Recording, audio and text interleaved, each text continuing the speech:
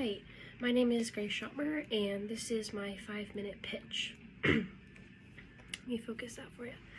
So, what we have here is, my name is Grace Schottmer, as I said. The 4 companies that I have worked at and co-opted so far at are Chemours, UC Health, Advanced Bio, and Precision Cast Parts, which is going to be my next semester co-op in the spring. So for my technical project, which is what we're going to discuss next, I had an issue with Chemours. My engineer mentor and I were looking at the byproduct that we were creating with the company, which the company creates paint pigment from ores into the fine powder that is the white paint pigment that we send to Sherwin-Williams, Behr Paints, just to name a few of our big companies. So I included a picture in my presentation of what that iron hydroxide cake is going to look like. That's both in that cake, and we were also testing the filtrate, which is going to be more of a slurry when you're looking at the production side of things. So one of the big problems we had was that we were putting it in a landfill that we would put tarps down in the valleys, which were, the plant was surrounded by a few hundred acres of just blank, nobody's using land, which they own, so they would use the valleys and lay down these tarps that would then turn into the iron hydroxide graveyard for that cake. So they would just dump it in those landfills, and then eventually when it filled up, they would cover it with the soil on top, and basically it would just be a graveyard for that iron hydroxide cake. So what we wanted to do is we wanted to take that byproduct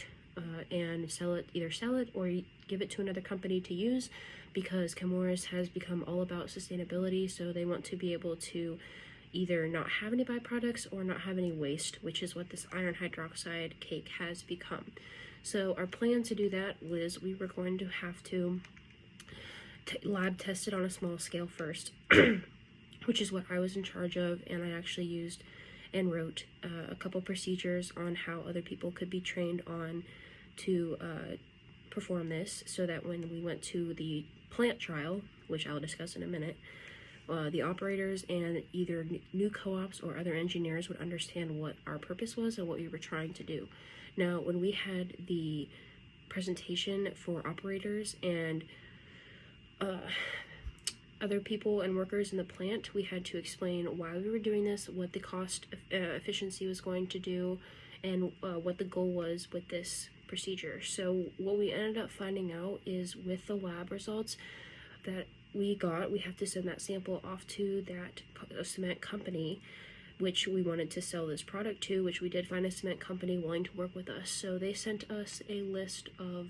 specs that the iron hydroxide cake had to reach, and what we were going to do is we were going to change how long that iron hydroxide cake was washed, and we would test that filtrate for the conductivity, because first spec we wanted to match was that conductivity. After we figured out how long that iron hydroxide cake had to wash and get down to that level of conductivity, we then had to figure out how many parts it could have, meaning how big or small the particles were able to be for the cement company to then process it in their plant. So in order to do that, and we actually only got to test the conductivity on a big plant trial. So in the end, I wasn't actually there to complete the process, but I was there for the first couple plant trials and helped the operators figure out how long to wash that iron hydroxide cake and on what specific runs. And I also helped go out in the field and take samples of this to test in the lab and figure out what we were going to do with that iron hydroxide cake. So in the end, we figured out that it would be quite costly to add more equipment on the plant to wash this iron hydroxide cake even more so. So the project did go on after my term came to an end, but this was our general goal, was to make this plant more efficient and to not have it as wasteful as it was.